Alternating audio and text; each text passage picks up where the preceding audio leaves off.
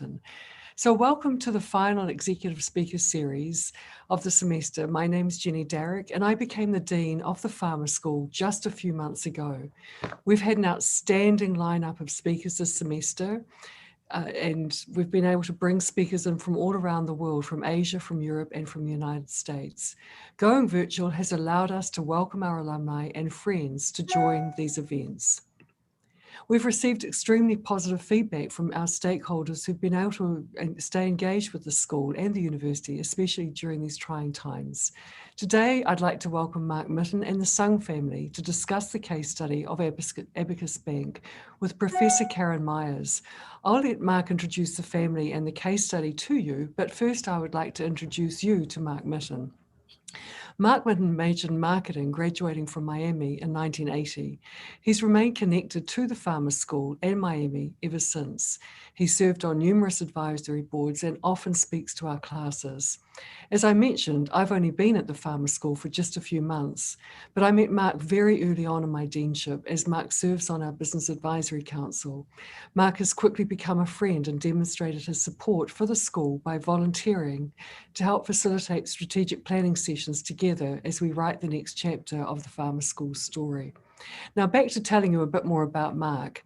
Mark received his MBA from Northwestern in 1984 and began working as an account supervisor at J. Walter Thompson before transitioning to consulting with the Cambridge Group and McKinsey & Co. His career in producing began in 2004 as a producer for The Apprentice, and then he oversaw the strategic messaging for Chicago's bid for the 2016 Olympic and Paralympic Games. Mark is responsible for bringing the story of the Sung family and their small bank into the spotlight, for producing the film Abacus, Small Enough to Jail, which was nominated for the Academy Award for Best Documentary Feature in 2016. The film has been used extensively at Miami for the past 4 years, as in both law and ethics courses. Karen Myers, a visiting assistant professor who teaches in the first year integrated core, as well as teaches business ethics, is one of our first faculty members to integrate Abacus into her curriculum. But for now, I'd like to turn the microphone over to Mark. Mark. Thanks, Jenny, and thanks for having us here today. I'd like to introduce the Sung family, or the Sung sisters, who are the subjects of the documentary and the heroes of the film. We have Chanterelle Sung, and Chanterelle is a compliance officer for a major pharmaceutical company. Vera Sung, you guys can wave. Vera Sung is on the board of directors at the bank at Abacus and handles the loans. And then we have Jill Sung, who's the CEO of the bank. And unfortunately, their other sister cannot be here today, and their parents are in Florida, but we may get a surprise visit from one of them later in the session.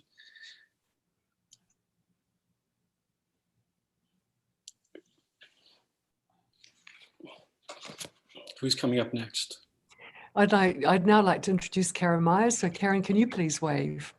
So Karen holds various qualifications, a JD, an MBA, and a Master's in Education. Karen has an extensive career and tempers her considerable credentials in insurance, healthcare, and legal fields with a rare ability to speak to the human side of an issue. Late US Congressman James stated to Karen she would always be on the side of angels in her work in the catastrophic injury victim and healthcare fields. We, however, know Karen as a professor who's taught here for over 22 years. Karen makes an outstanding contribution to the first year integrated core and the business and legal studies curriculum, and for a keen interest in ethics. Karen started using Abacus, Small Enough to Jail, as a cornerstone multidisciplinary educational opportunity for our students in BLS 465, which is our business law and ethics capstone course. And she started this about 3 years ago. Many of the students attending tonight are anxious to learn more about this amazing, inspiring story. And now I'll hand the microphone over to Karen, who will explain how she uses the movie Mark produced on Abacus Bank in her class. Karen. Thank you, Dean. I appreciate that very much. When Kirk Bogart asked me if I could watch a film over the weekend and see if I could use it in class. I had no idea that over that weekend I would watch the film 4 times, and I would figure out that it was the most comprehensive training that I could have in a business ethics class. It addressed critical thinking, ethical thinking, collaboration, globalization, diversity, and bits and pieces of technology. So with that, we started to write a case study. That first case study turned into 45 papers, some of which the students sent over to Abacus to tell them how important they were to the education. So with that in mind, I am going to introduce a student that made this seminar happen for all of us.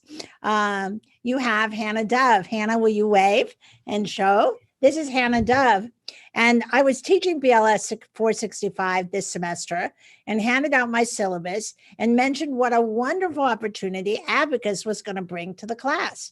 And lo and behold, within a week, I get a copy of an email from Jill Sung to her father, Doug Dove, who is also a bank family owner and lawyer in St. Louis. So Mr. Dove absolutely enthusiastically said, Hannah did this, Professor Myers, and lo and behold, we're all here today. So with that, Hannah is a senior.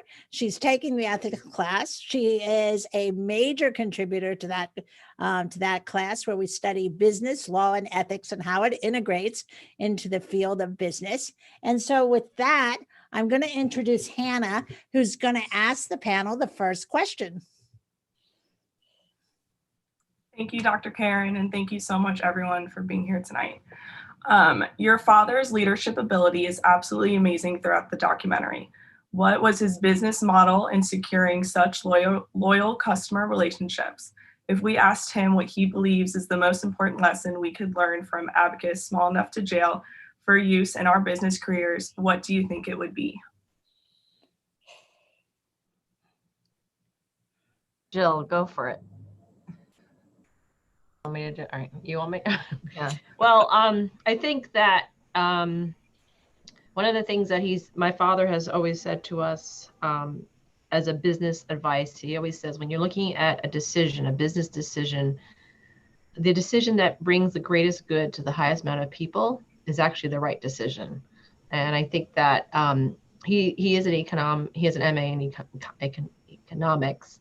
But he's able to take this concept, highest good, most productive, and bring it into a ethical and principled context. And I think that is very unusual, and that is something that is great guidance for us as a business to do and to make decisions upon. Yes. So Hannah, when we were growing up, he always said that whatever you do, always make sure you're helping the community and you're doing good. It's fine if you would like to make money, but in the process, make sure that whatever it is that you're doing is helping others. And when you help others, wealth will come to you. Okay. Well, thank you so much for those answers. That's very insightful. And that matches the curriculum of BLS 465 and the first year integrated core perfectly. It's a theory that we talk about called utilitarianism and common good, and profit is good if you support common good. So thank you for that answer. That's terrific. I want to move on to more questions about the Sung family.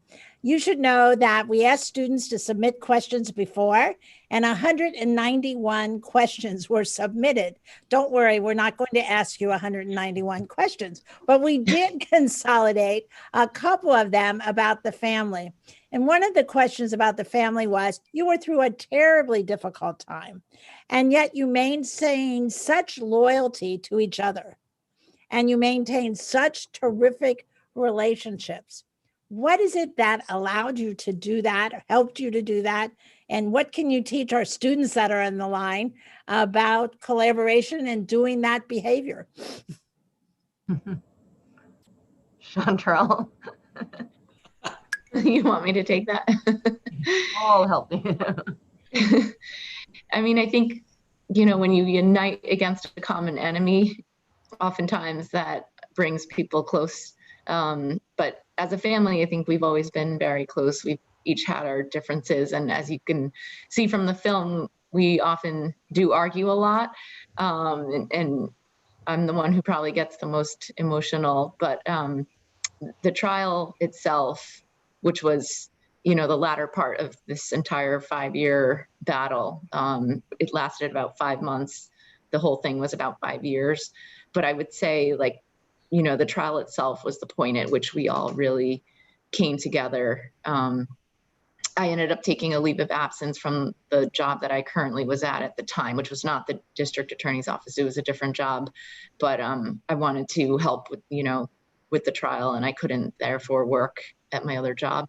And then our other sister, Heather, who's not here with us today, she's a doctor, but she managed to take time from her job and, would come into the city and commute about like 2 hours each way to attend the trial and be there for support, but also lend her perspective, being the non-lawyer in the family. And then, of course, our mom came, I think, via just a couple of times.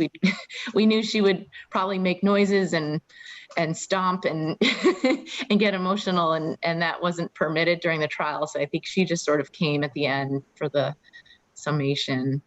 But I think we all grew up and were raised with shared values, and when something like this happened, it was a time that we all knew we had to come together. Whatever our priorities were at that given time, this became our priority.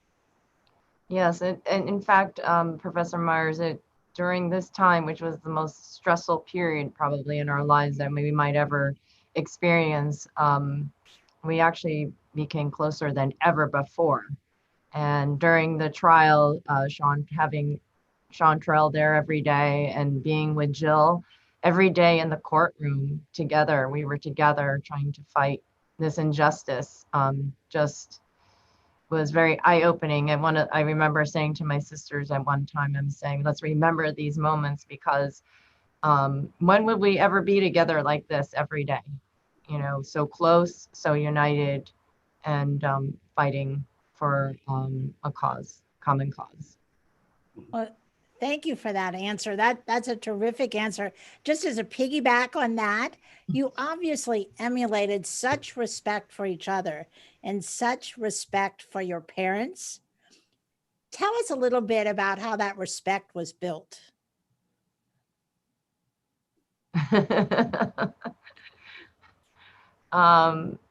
Jill. That's Jill's a parent, so she can These talk. are good questions. So I feel like there's some parallels you're trying to draw between family and a corporate setting, maybe, or a business setting, maybe, Karen. Maybe I'm not right. Maybe I'm going that way. I think that sort of piggybacking off of the answers given before is that if a company has to face a crisis like that, obviously you have to have an underlying level of trust among all the employees and company that this is affecting. So beyond the family, I just want to give you context. The bank has had about over 100 people at the point when the first initial incident occurred, and then when the indictment was announced. And one of the first things we had to be concerned about is whether or not employees will leave us, because why would an employee want to stay in a company that was indicted? Because you would feel that the company would fail. And this is a huge business challenge, because if you don't have people working for you, then you can't continue to do business. So this, I think, is an interesting demonstration about my father's ability to create a familial atmosphere among not just obviously the internal family, but also with the employees, where they felt some of them are still here, some of them have left, but they clearly felt at that point in time that there's a tremendous trust toward the management, toward my father, and belief that this was not right, and that they felt that this company would come through out of it. And that is, like I said, that is extremely difficult to build in one day. it requires, all the things that you hear about in business. You need to develop a culture. You need to be a shared set of values. And as a family, you automatically have that because you're a family and you're connected by blood. But to recreate that in a company setting is very, very difficult, and it does not happen over a couple of days. And it really requires a very special kind of leader to be able to do that. And I think my father had commanded that respect because of what he did for the community before coming to the bank. And the community already has looked at my father as sort of as a role model. And so he that credibility that he generates and is hugely important in maintaining that trust and that very fragile network of relationships. And then to add to that, also, our mother has a very important and integral part of our upbringing. So I remember she always told us, all we have are each other, and we really need to always remember, sisters, you have each other. When I'm gone, your sisters are who you have to lean on and get support from. So that's always very, very important. Another thing she taught us was we have to know ourselves and always be ourselves. So in that sense, our parents have brought us up to be very independent thinking, but then understanding that we need to rely upon each other. And that's always been with us through our upbringing. And just quickly to add to that, I think during that time in which we were being tested in probably one of the greatest challenges of our lives at that point, the respect that we have for our parents came from the fact that we felt like they had given us all the tools that we would need to fight this challenge, whether that be our upbringing, our values, our education, resources, and the wherewithal. And so at least for me personally, I felt like in the course of the fight that, I owed a lot and had so much respect for my parents for even giving us this opportunity to fight something like this. We constantly kept thinking about how there are others with less means who wouldn't have a chance to even fight such a powerful, player as the prosecutor's office. So. Well, thank you all for those answers. You have now taught our students that are watching this more than any professor could teach over many semesters. And that is such an important lesson, and a lesson that can only be learned from those that lived it. So thank you. Mark, now I'm going to turn to you for a second. How in the world did you find this story? I knew the Sung family. I knew the Sung family well before the film happened.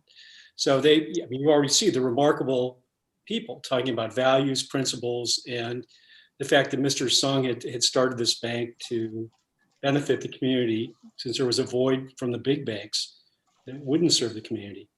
So it was kind of a head scratcher to me when they started to share with me the possibility that they might be indicted and then potentially prosecuted by the most powerful district attorney in the country. And that to me was, it gave me pause. I don't even think I've told the girls that. It gave me pause because I thought, how could the DA make a mistake like that? And then I realized I know the family. And Sean Terrell was a assistant district attorney in that office. Vera had been an ADA in Brooklyn. Mr. Sung had bootstrapped the bank, and the community was behind them. It was pretty amazing to me. So I went back and I did a little bit of research to find out, had any other bank been indicted as part of the 2008 financial crisis? And that's kind of when the lightning bolt hit, which was no other bank had ever been indicted as part of the 2008 financial crisis. And here we are in 2020, and no bank has still been indicted for mortgage fraud besides Abacus. Just incredible.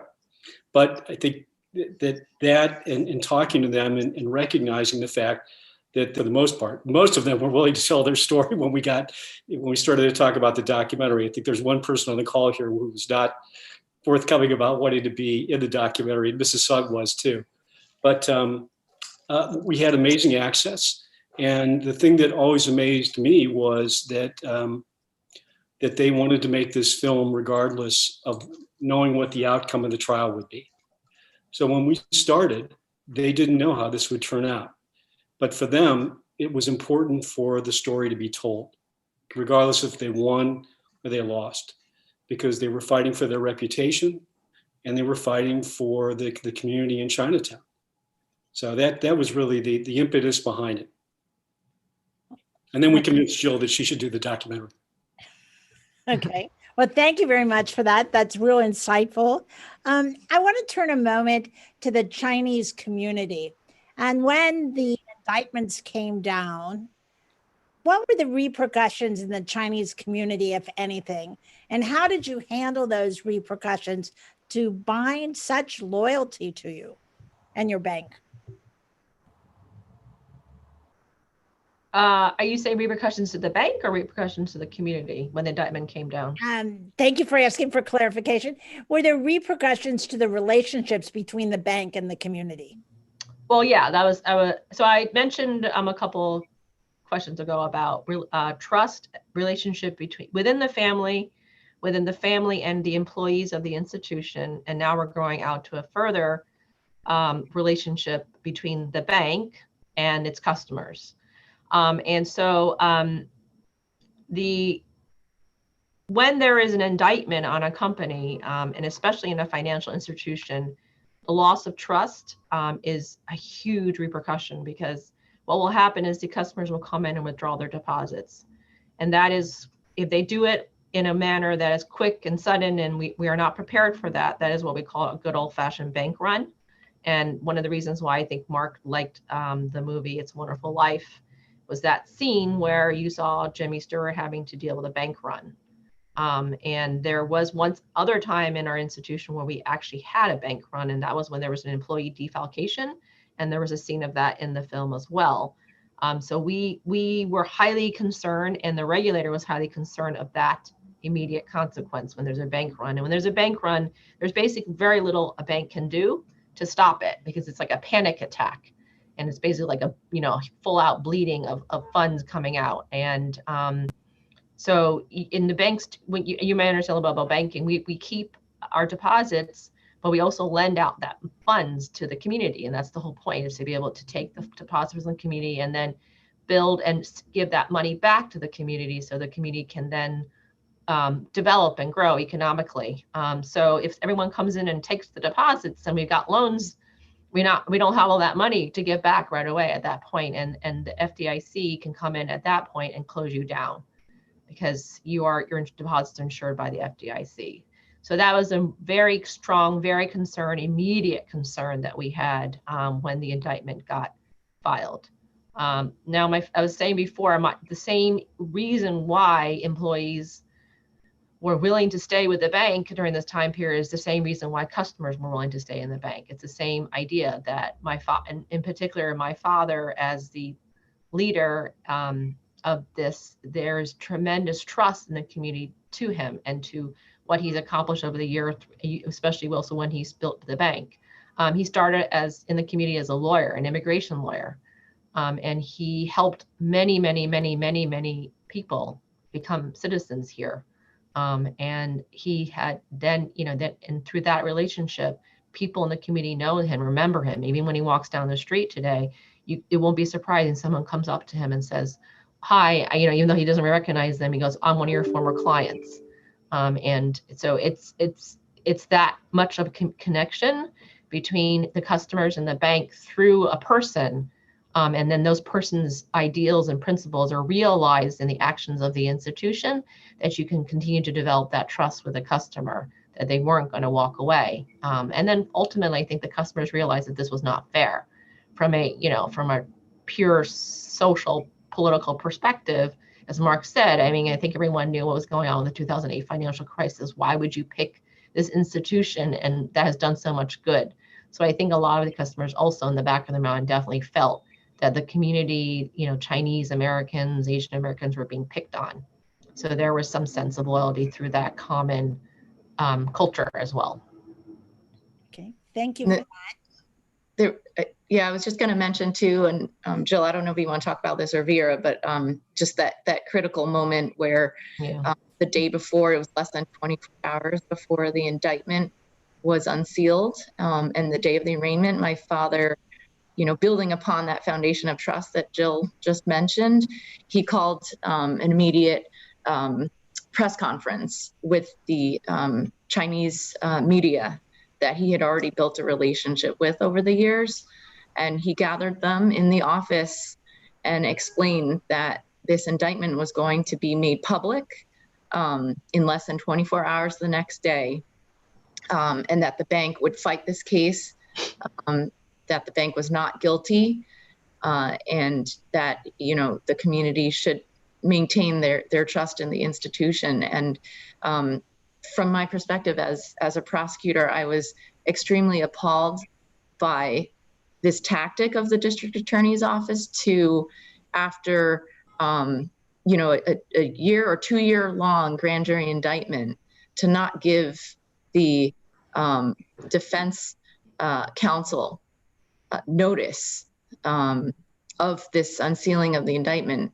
Literally sprung it upon them. Normally you would give them advance notice, like about a 30 days notice, so that you can have your attorneys come to court. You can make sure that the defendants are available and can answer to the charges. And they, as a tactic to try to surprise and gather their own press team together, they didn't let us know until less than 24 hours before the actual unsealing, and they had actually at 10 a.m. the next day of the arraignment gathered up all the reporters and media and had cordoned off the courthouse hallway and had a whole spectacle awaiting with cameras and everything. And that was the day that the chain gang occurred, which is featured, in the film and a couple of images there. So. But my father had prepared the community already, so he kind of preempted the district attorney's office own press conference. And just to piggyback on those comments by both of you, did the media pick up on that and publish anything in the papers that were helpful? No, I'll answer that one, which is that the Chinese media covered this case every day. They were always looking for ways that they could tell the story of the bank and the Sung family. The mainstream media, the New York Times only did 2 articles. They did an article the day of the indictment, and then the day the verdict was revealed. Beyond that, the mainstream media really didn't cover it anytime during the trial. And I think the other thing is, most banks that have been indicted, there's never been a bank that's been indicted that's been able to withstand the indictment. Is that correct? They've all failed. You were the only bank that did that too, correct? Yeah. Thank you, Mark. That adds a lot to the conversation. Moving on to underwriting practices for loans.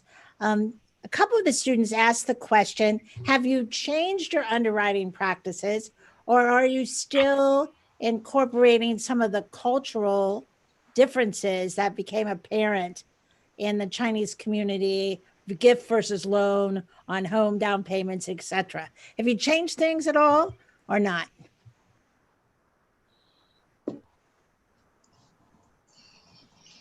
So I always start with this to put everything in context. Because of the 2008 financial crisis and because of the actions taken by larger players in the market in this area, the whole way to underwrite a loan has become highly regulated. It's underneath the Truth in Lending Act. It was put underneath the Dodd-Frank. Everyone's heard that law before Dodd-Frank. And so they made Dodd-Frank's law basically really made it almost prescriptive about how banks can lend.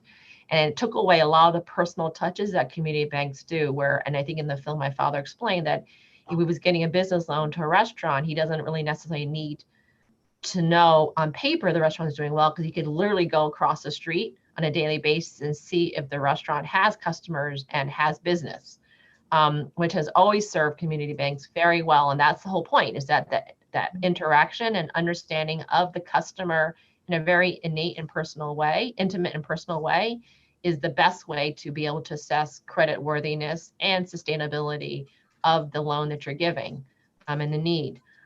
So because the larger players had kind of distanced that and made that kind of relationship into commodity, mostly for profit making reasons, right? They wanted to generate so much volume so that they can generate the profit that they needed.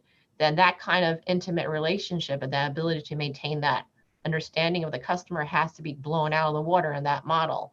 So with Dodd-Frank, what they did is they mechanized the process because of those players. They said, if the borrower cannot meet X number in terms of ratio of their income to debt to income, then no matter who the borrower is, no matter what the relationship you have with that borrower, you are not able to lend that loan. And that can marginalize a whole swath of borrowers in multiple communities. It's not just our community, but many different communities, even though they have the willingness to pay. And maybe that way that is being measured, they actually shouldn't be put on that same standard. They actually may be willing to save more or spend much less in other aspects of their life and save much more for their home, but they would not be able to borrow. So unfortunately, all banks became subject to those rules.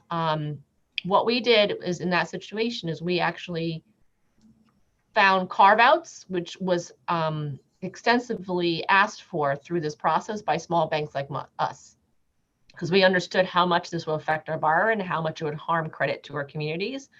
And so small banks like us are able to carve out a little bit of those rules and be able to lend a little bit more closer to the way relationships we did before. But it's still much more highly restrictive than it has been in the past. And we try our best to try to move around those rules to recognize this very, close relationship with our customers, our understanding of the community. But it's certainly not the same way it was it was more than 10 years ago now, 12, 13 years ago, 14 years ago. And I think it's too bad because I think the small banks really were not the reason for what happened in the 2008 financial crisis. And I think that there is a lot of reckoning to be had in these coming years. And you can see with the COVID-19 what happened. A lot of small businesses are now falling through the cracks. And I don't know how this gyration in the marketplace will affect the credit markets, but I'm actually concerned because I feel like that these small businesses already have been under, and small customers, not just businesses, but retail customers, been under so much pressure and so much restriction, and small banks as well, we are the lifeline for them in credit, that I'm concerned that this kind of crisis will really disrupt what has been happening, in terms of the small business and small customer community. Hey, Jill, I'm sorry, I'm going to interrupt for 1 second, Dr. Myers, which is what's the percentage of decline in community banks since 2008? I remember there's a stat and I can't remember it now, Mark, but it was very large, and I actually should check now because it's even worse with COVID-19. I can't remember. Do you? Yeah, it was more than half. It was more than half. It was 50% of the community banks have gone out of business since 2008, which is a startling number because those are the banks that are truly helping on a one-to-one basis in their local communities, especially at times like these versus the big banks, which are more concerned about what their quarterly profits and loss are. So, well, thank you for that. That's really insightful. Just to piggyback a little bit more on this situation, obviously Dodd-Frank, which we look at in class, has a lot of constraints. But Jill, you mentioned about carve-outs. Can you tell us a little bit about the process on carve-outs under Dodd-Frank? So due to Hannah's father and our group, this is like the Independent Community Bankers of America and other small bankers in the United States, there was extensive, I don't want to use the word lobbying because it has a bad connotation, but really, and it's really about going forth and asking for things and representing your group. So as small community banks, we said, if you impose this upon us, you will hurt us as financial institutions and you will hurt ultimately your constituents, these communities. So what they did is they created a exception to certain types of rules of lending within well, not just lending, other aspects as well in Dodd-Frank, for banks under a certain number of assets. And for the lending, they call this exception to be small creditor. And if you're a small creditor, really measured by your asset size, and I think the number of loans you have, you are not subject to the exact same rules, and you have a little bit more flexibility and freedom to lend to a more customized model. Did that answer your question? Yes, I mean, that's an excellent answer. Thank you. Looking at your record that Fannie Mae brought in during the trial of 3,000 loans, 9 defaults, 6 reinstatements. I mean, that is a miraculous record. How in the world do you think the prosecutor's office missed that?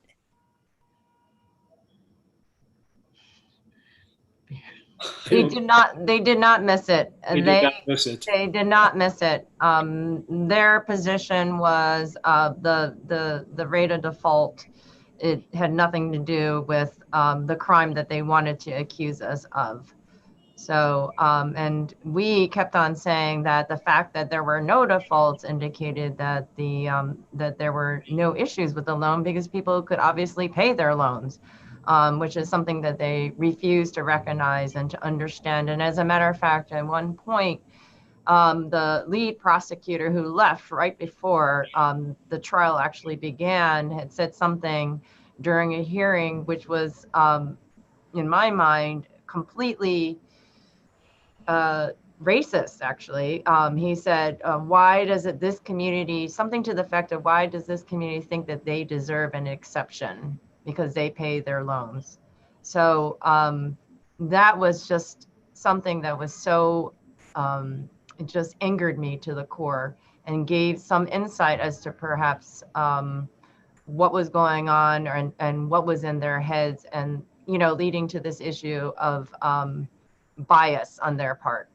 And I know, Chantrell, you you have a lot to say about that.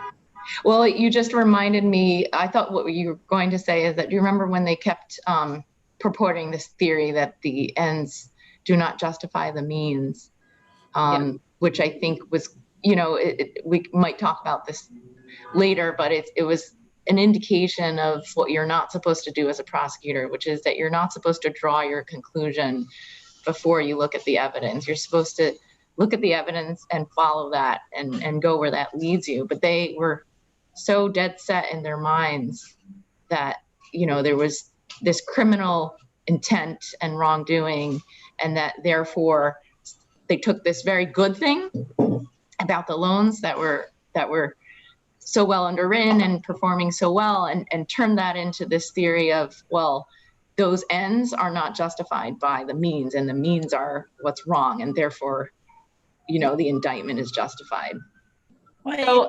So another interesting point to add, I remember when he did his press release during the indictment, he said, this kind of practice, as you know, will ultimately lead to whatever non-payment of the loans. And we were all like waving his hand because we were like, if you look at our history, this has been consistent since the time we have the 0 default rate, since the time we've been lending the same way. We had made no changes since the time the bank was started. So it was almost like he was wishing that, like Chantrell Beer was saying, wishing that, aha, there's something wrong. And I am going to be the one to tell you that in 3 years time, in a year time, something will go wrong. So I'm going to go ahead and prosecute, which we found out legally was not right. There was a lot of theories he was presenting underneath the legal criminal statute, grand larceny, all that. This prediction to predict that something was going to be defaulted is not correct underneath the law, and it makes sense. It's common sense. Like, how can you say, oh, I believe that's going to happen, therefore you should be prosecuted for something that I think is going to happen? And I think that was also what Kovalovsky, their defense attorney, had a great statement that we used in the film, which was that if every bank had acted like Abacus, there would have been no financial crisis because their track record on loans was so solid. Yeah. Well, yeah, one of the things that we looked at in class, you know, one of the elements of fraud you learn in law school is damages.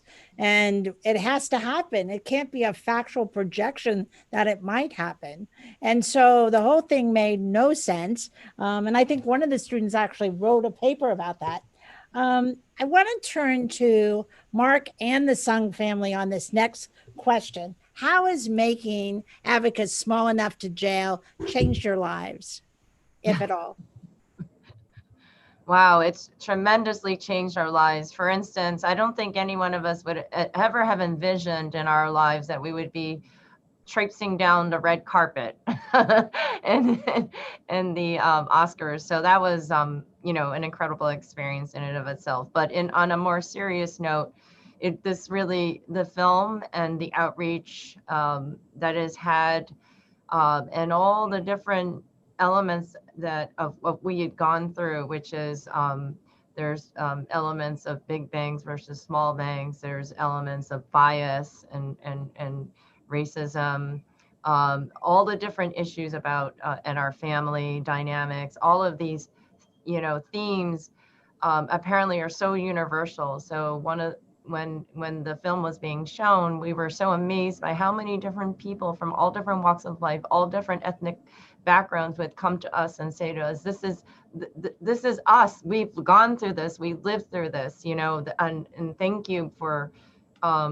actually, you know, actually winning the trial, because in a lot of cases, in criminal justice cases such as these, most people don't win and justice is not had. Most people can't afford to go to trial because, and sadly enough, justice is what you can afford. So one of the things we felt was being so isolated while this was happening, that we felt, you know, we were in this struggle in a sense on our own. But after the film, we realized, you know, we are not the only ones. And even though we had a concept of this while we were going through the case, the film just brought a wealth of people to us, a universe of people saying, you know, we're all going through the same thing. And in another sense, it has made us even more of, maybe in a sense before we were, but not quite like this. I feel like we've turned into activists and are truly trying to really push forward on different issues that are going on in the community. They have to do with, for instance, we're working right now on this increase in Asian bias, Asian hate crimes, trying to see what we can do about that. There's also an issue going on in the community right now where our mayor wants to build a borough-based jail. And we filed a lawsuit against the city for this, and the judge agreed that it was illegally done. He just tried to push through without any community say and following the process. So, you know, in that sense, that's another thing that the film has really pushed us forward into. And Chantrell, Jill?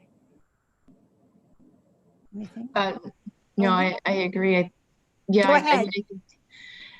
I agree with what Vera said. And I think that, you know, to the extent that we were maybe just more private in terms of how we go about our daily lives, like this sort of pushed us to become a little bit more public. Like people see us now, and as much as we might want to say, okay, we did our thing here, like, you know, and just move on, the public to a certain extent in the community doesn't want that. Like, because of all these challenges, and Vera mentioned the rise in anti-Asian hate crimes and various other issues, people look to us to lead, and they're not going to really let us sit back. And so we have this overwhelming sense of or feeling of responsibility now to really take what happened to us and try to turn that into something positive. And it's a large reason why we're so grateful, you know, that this is turned into something that that students can learn from in a forum such as this. So we're very grateful for that. Oh, and we are equally grateful for the opportunity to learn. And I have one more questions before we turn it over to Megan. We've heard that there's a Hollywood movie in the works. And so we would like to know about the Hollywood movie. And we'd also like to know if there's anything we can do to be helpful in that regard. Well, when the movie comes out, you can all go to see it and go to the back of the theaters and see it in the theaters. So we were fortunate enough to be approached early on after the documentary had screened at the Toronto International Film Festival, to be approached by a director named Justin Lin. And Justin is probably best known for his work on the Fast and Furious franchise. But before that, when he was when he was a young filmmaker, he made an independent film that appeared at Sundance.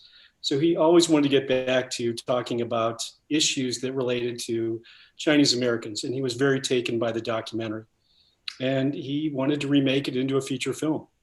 So we've partnered with Justin and with a company called Participant Media. And Participant made the Green Book, they made Spotlight, Roma. They're very much into high quality films that have social justice messages. And Abacus falls into that. So we have a screenwriter working on the screenplay, which we should see, Yes, Sung Sisters, any day now. And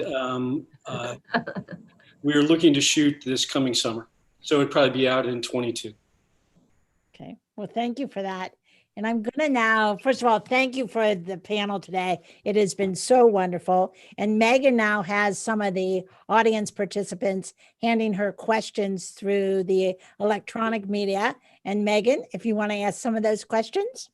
Thank you, Karen. Just a reminder to our students, if you are here for a class, now is the time to use the Ask a Question button to submit your first and last name, the professor, and the class that you are here for. One question we got was, since your family consists of lawyers, was it hard for you to sit back and watch your own lawyers handle your case? And how involved were each of you in gathering evidence?